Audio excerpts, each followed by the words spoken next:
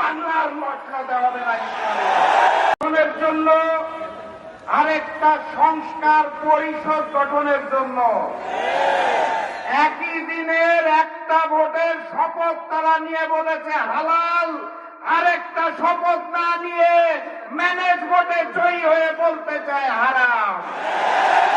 একই দিনে এক ভোট যদি হালাল হয় তাহলে আরেকটা হারাম হতে পারে না। 70% জনগণের হ্যাঁ ভোটের রায়কে যারা অস্বীকার করে বেঈমানি করতে চায় তাদের স্থান এই বাংলার মশলাতে হবে না।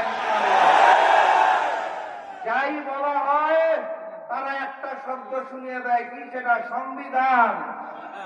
সংবিধান উচ্চারণ করতে গেলে শেষে আসে ধান।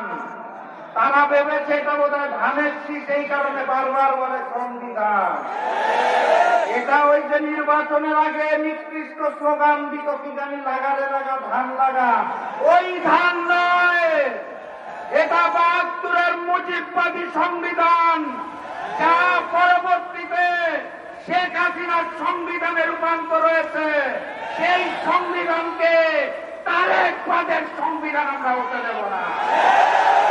কথাবার্তা পরিষ্কার, গণভোটের রায়কে সম্মান জানিয়ে বাস্তবায়ন করুন, না হলে সেই আন্দোলন করে তোলা হবে, মসনদ থাকবে না ইনশাআল্লাহ।